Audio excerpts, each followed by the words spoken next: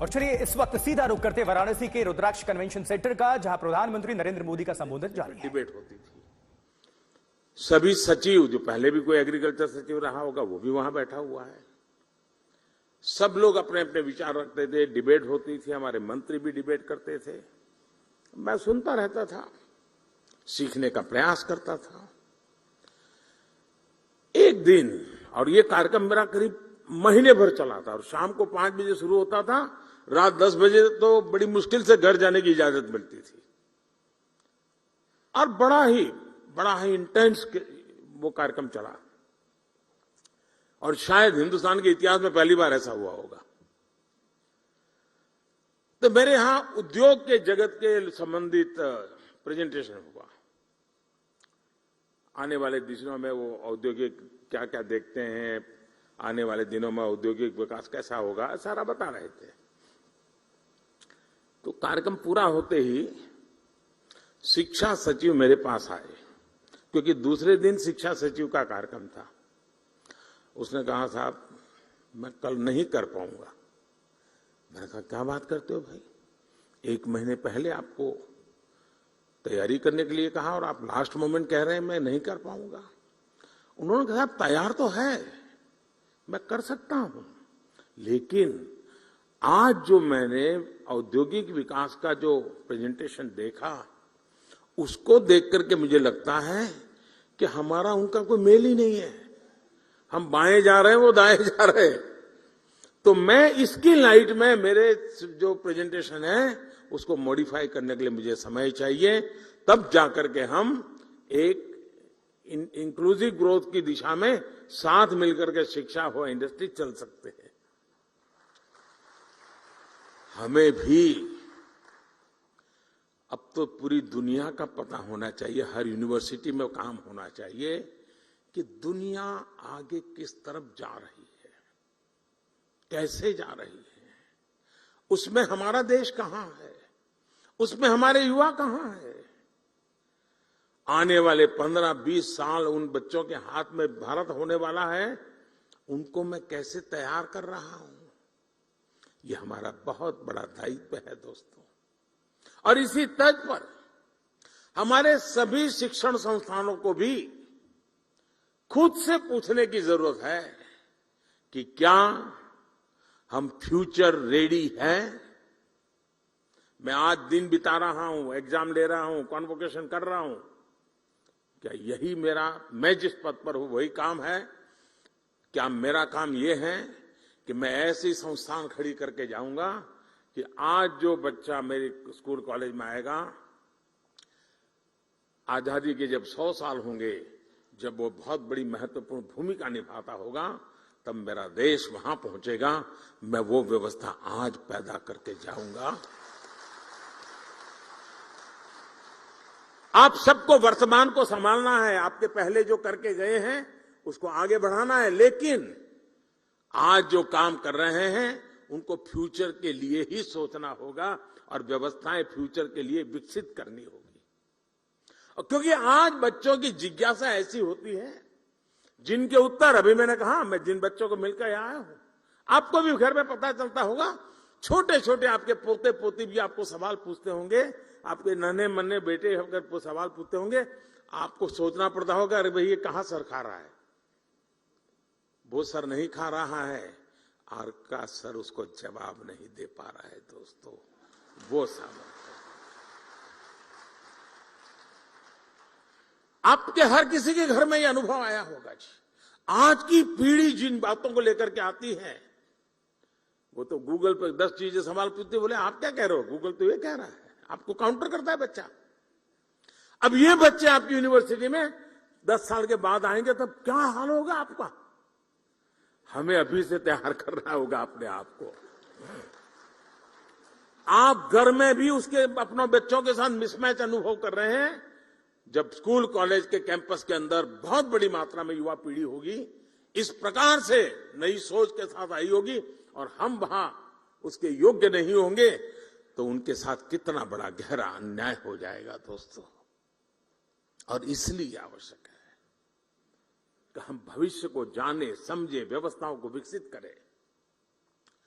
मैं अभी कुछ दिन पहले डिजिटल इंडिया अभियान के तहत गांधीनगर में एक एग्जीबिशन देखने गया था। वहां सरकारी स्कूल के बच्चे थे, 12वीं 10वीं या 11th के बच्चे थे। वहां बच्चों ने जो प्रोजेक्ट तैयार किए थे, जो आइडियाज रखे थे, मैं बहुत उसको समझने की, देखने का प्रयास कर रहा था और मैं प्रभावित हुआ था इन बच्चों के काम से। रिसर्च का ऐसा पोटेंशियल, कम उम्र में ऐसे ऐसे इनोवेशन वाली बातें सुनकर मैं दंग रह गया।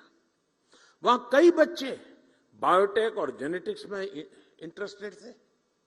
उनकी क्लास में जब साइंस के फंडामेंटल्स पढ़ाए जा रहे हैं, तब वो जीन मैपिंग, एफिनिटी क्रोमेटोग्राफी और जेनेटिक लाइब्रेरी बेस्ड टूल्स की बात कर रहे थे।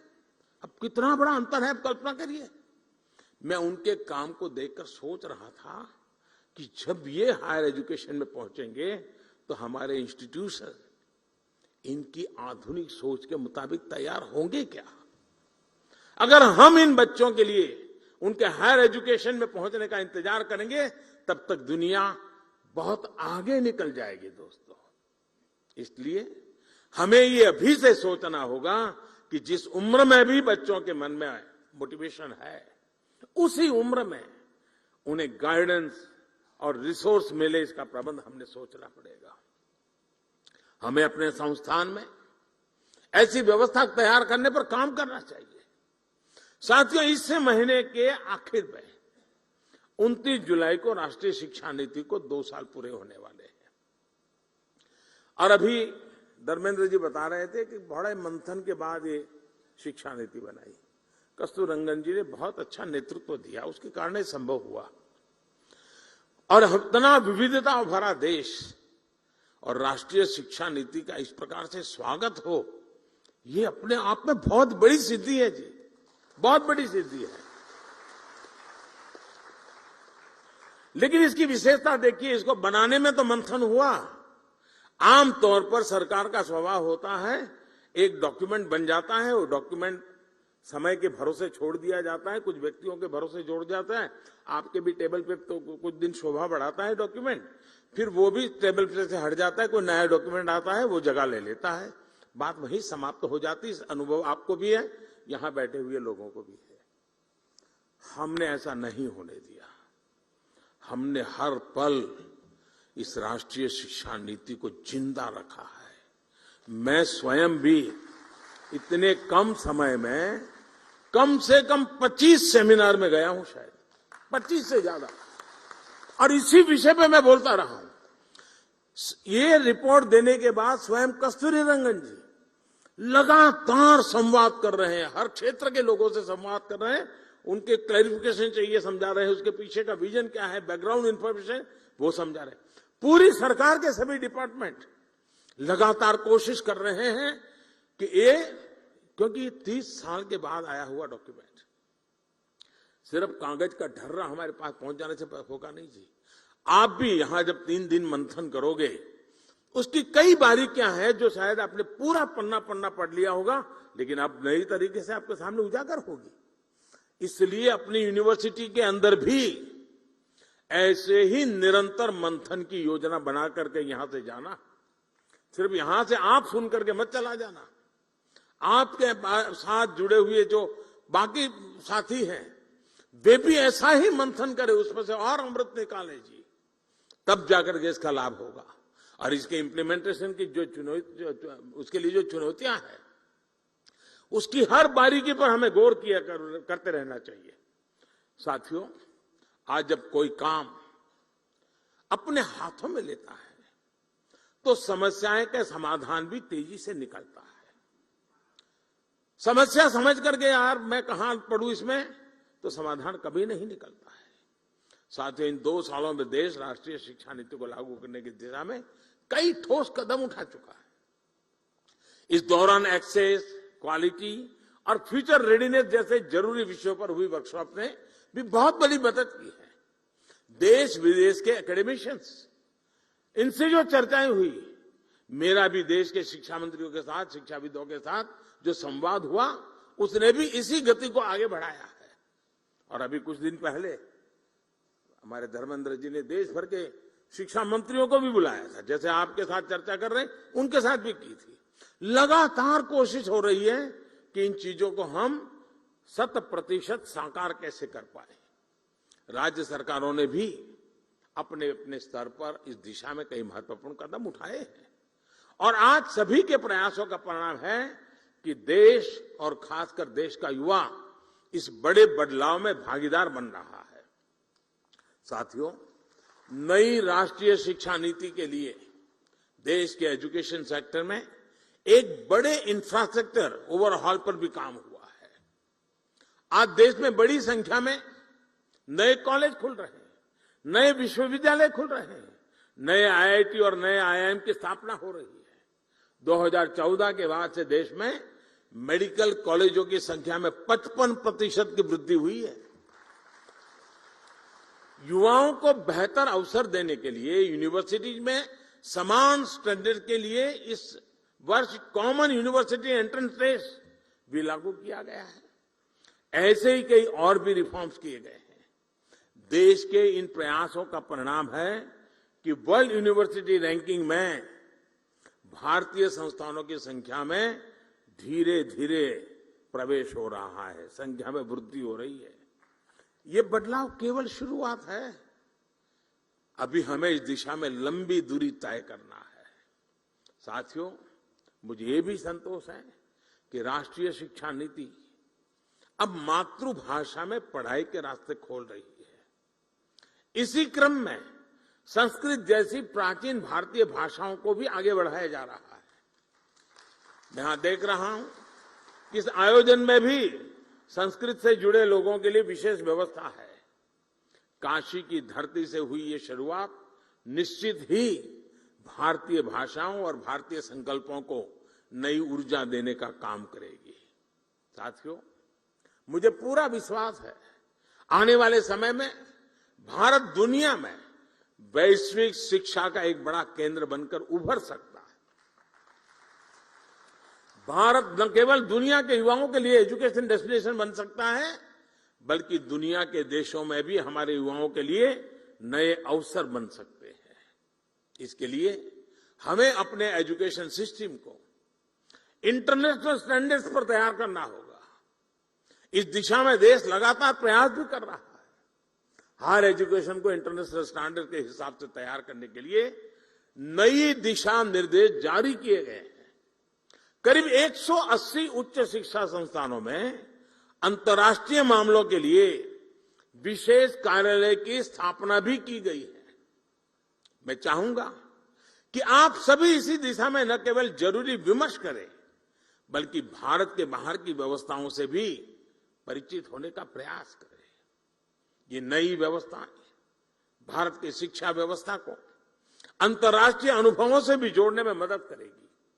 साथियों, इन 3 दिनों में आप लोग अलग अलग सेशन में कई महत्वपूर्ण विषयों पर चर्चा करने वाले हैं।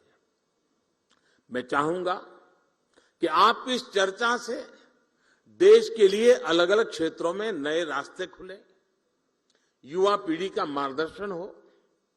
दुनिया के कई देशों ने अलग अलग क्षेत्रों में जो रफ्तार पकड़ी है, उसमें एक बड़ा योगदान वहां की यूनिवर्सिटीज का भी है।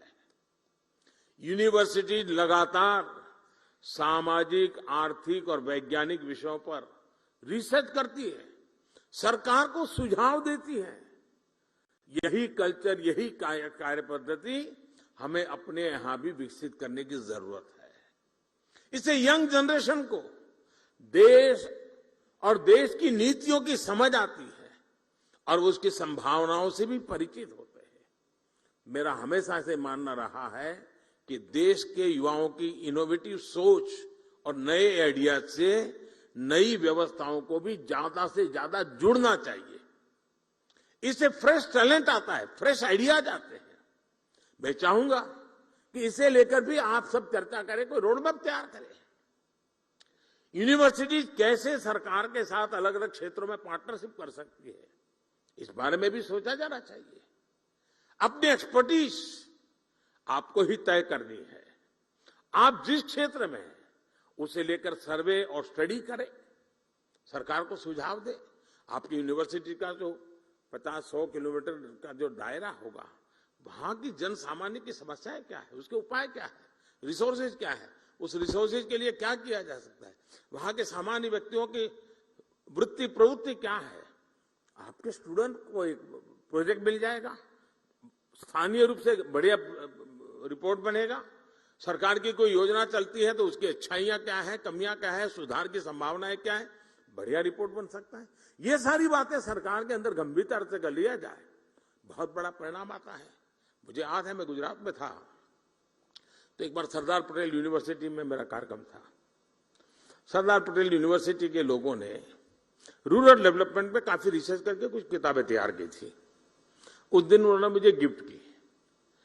मैंने जरा बड़ी बारीकी से उसको देखा, मुझे बड़ा इंटरेस्ट लगा। मैंने डिपार्टमेंट को काम दिया। मैंने कहा, भाई ये जो स्टूडेंट्स ने काम किया है, आप जरा देखिए सरकार जहां जा रही है और ये बच्चे जो कह रहे हैं उसमें कितना अंतर है, और आप हैरान हो जाएंगे। उसमें से बहुत सी चीजें मुझे रूरल डेवलपमेंट के मेरे काम में इतनी मदद आई। विद्यार्थियों ने, टीचर्स ने किया हुआ काम था, जो सरकार में एयर कंडीशन कमरे में बैठ करके निर्णय करना मुश्किल होता है जी।